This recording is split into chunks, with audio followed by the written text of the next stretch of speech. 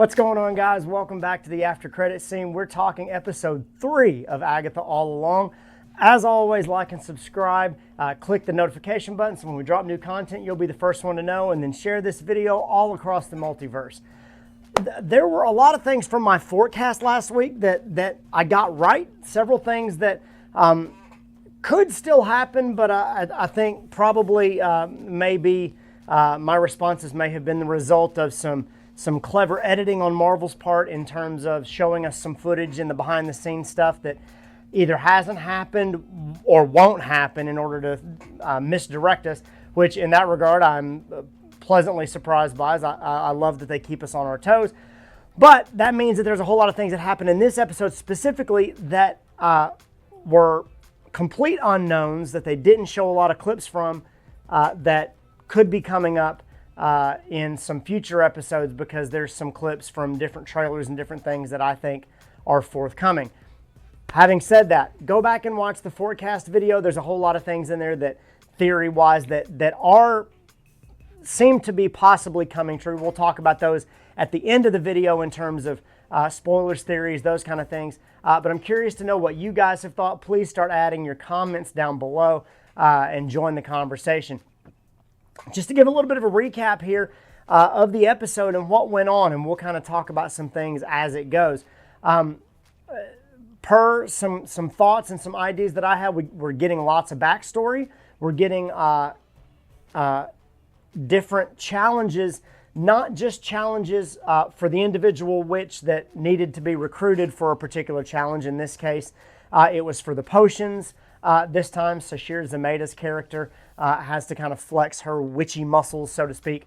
But getting, in terms of the puzzles and in terms of the interaction between the characters, trying to figure things out, and then having, hallucinations in this episode, different things like that, you were able to get some backstory in the form of what these characters could do, couldn't do, where they came from maybe.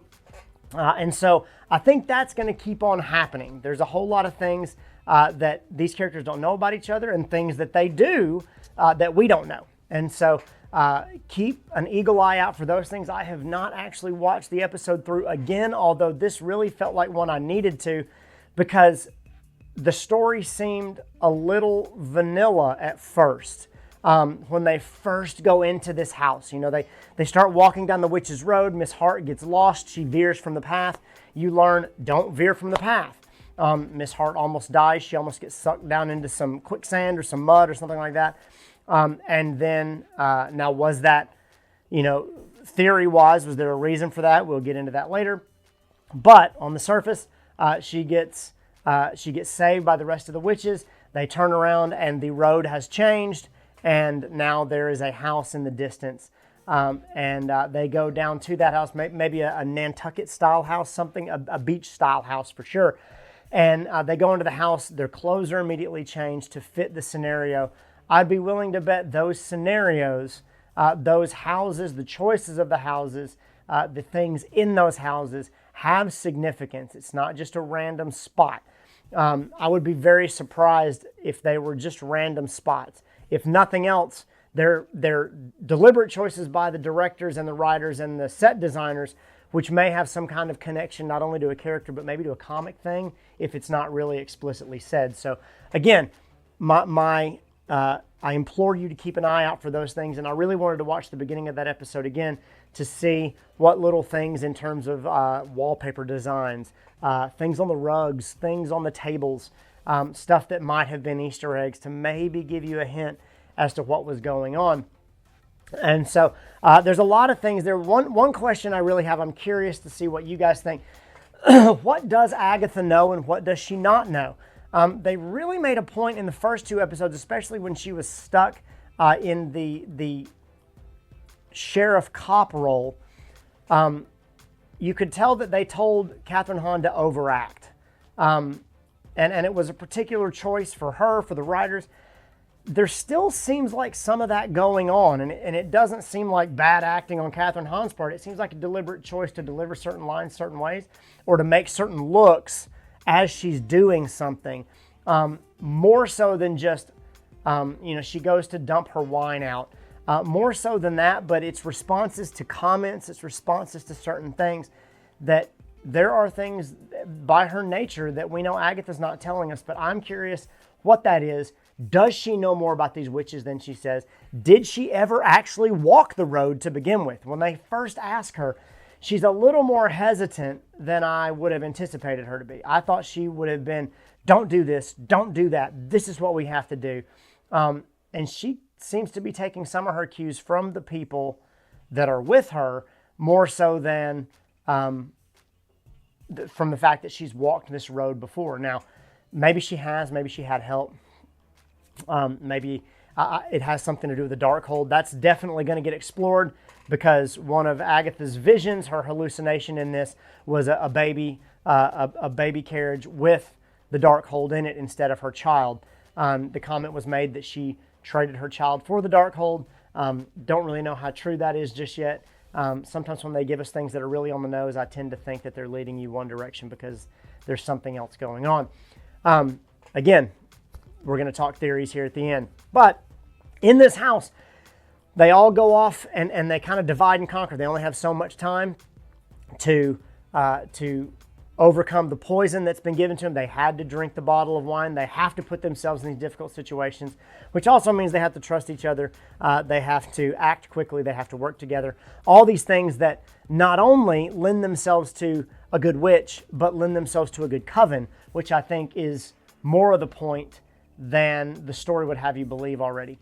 And so I think that's going to come into play as well. But several things happen here. You get several hallucinations from different characters where they see their mother, or they see ghosts, or they see different types of magic, different styles of magic. You get backstory about, Agatha picks up the moisturizer creams and she says, oh, we're going to put her to the test. She says these are all organic, but I bet you they have stuff in them they shouldn't. Which again could be a foreshadowing to, we're saying that it's this one thing, but there's something else going on here too.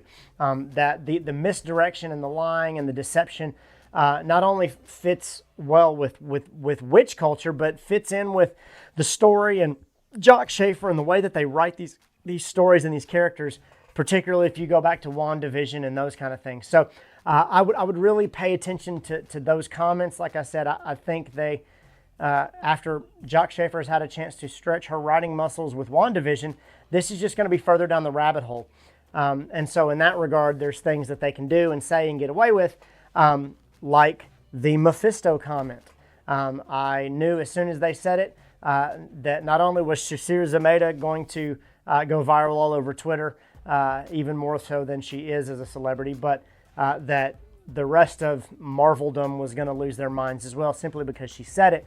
That could have been a misdirect. That could have been actually an opportunity to explore that character, because in terms of movie rights, in terms of getting a big movie audience where Marvel would want to market a movie in China, there are some rules about certain demonic things. There are rules about certain things you can and can't say and do. And I think Marvel's probably going to hold pretty tight to that in terms of their movies. But in terms of TV shows, they can edit a TV show for another market in China and say something else other than Mephisto. They could say something else in another market, but give the fans what they want in exploring that character in a TV show without having to deal with it in other areas like movies. So it very well could be not just a reference, but a direction that they're going to go. I would be curious to see. I think I've got some theories there. We're going to talk about that here in a second. Their ability to work together, their ability to make sacrifice, and their desire to work together and to be able to do that in a way that helps them escape was very important. And they find themselves back on the road, not just going from house to house, but they find themselves back on the road, which means that I would, as a writer, to me, that would say that it is not just about the end goal and the environment, but it is about the journey as well. It's all about this journey. They solved the first puzzle, now they're back on the road. They got through the first obstacle, now they're back in the maze, so to speak. All those kinds of things where one of my theories may still prove true. Maybe something happens that goes wrong. Maybe they have to start over and they have to do something again, and you're going to watch them blow through some of these trials very quickly because they mess up and they have to start over. Like, once you get on the road, you can't get off of it unless you pass the tests. Maybe it's something that all witches have to do. I think we're going to find out a lot of really cool stuff about the witches' road and this whole culture, more so than just this is a plot device.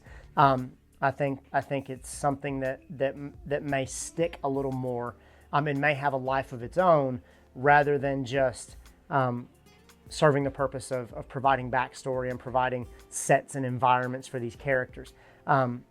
It does a great job at that, and I think it's going to be a really exciting and interesting show. Something I really did like about it as well is the level of horror that they started introducing, the things that could be jump scares, the different elements that are going to be throwbacks to other horror movies. You're going to catch me talking a lot about that because I love horror movies. But there's a whole lot of that. There's a whole lot of elements in there, so I'm curious what you guys think about that. Moving forward, let's talk about theories. With regard to these different characters, we left the episode with Mrs. Hart seemingly dead. I tend to think that is probably true. I think Miss Hart is probably gone, and that either Miss Hart from Westview, actually Miss Hart, is gone, or that this character is not actually Miss Hart, but it is Rio Vidal in disguise, or that through Miss Hart's death, Rio is able to conjure herself. There's theories that she is Lady Death, that her green magic somehow can control death. The Blackheart references are certainly connected to Mephisto in terms of Mephisto's son, Blackheart. You might remember that character from the Nicolas Cage Ghost Rider series, where he has to fight Blackheart, who is the son of the devil. Lots of different things that they could go a lot of different directions. Either way, this character, Aubrey Plaza's character, has to end up on the road somewhere because she's in all of the promo material and she's in a ton of those scenes. More scenes than would be normal for just, we're going to shoot some shots and put this character in them for misdirection. She's in these shots. They need a Green Witch. She's going to have to show up. She's got to resolve whatever's going on with Agatha here. There's a whole lot of theories with what's going to go on there. But I think she's going to show up sooner rather than later, and I think Miss Hart's death is the beginning of that. Now, whether they cheat the road by bringing somebody else in, maybe where they have to start over, it may be something else. But that remains to be seen. A lot of different theories about the teen came out. There's comments about the fact that he says, 13 was a really hard year for me too. So something happened when he was a teenager. He doesn't really know anything about his parents. And so Shirazamada's character say, it could be an agent of Mephisto, or it could be this, or it could be that. We don't really know. Agatha makes some more comments about her kids. She acts very protective when they want to give the teen wine. And she's very protective of him in a very motherly way. All of these theories with that, with another one that the teen says is, he knew exactly what the boiling mechanism was, because he talks about his dad was a chef. He loved cooking. And in Marvel comic lore, you have Billy Maximoff's body being inhabited or reincarnated by a character called Billy Kaplan, whose dad was a chef in the comics. And so it could just be them pulling from some lore and making it their own. They could be combining a lot of these stories together to make a coherent story, rather than, pulling a lot of things later on. These characters are characters that you're not going to get multiple shots at, I don't think, in terms of, you might get a lot of Iron Man in the MCU. You might get a lot of Captain America, a lot of Thor. So you can pull a lot of variants, a lot of variant stories. You're probably going to get 2 or 3 movies. So you can pull a lot of stories in their entirety. But something like this, I think the possibility of them blending stories is a lot more likely. So I look to see a lot of these things come together in the form of maybe this is Agatha's son reincarnated.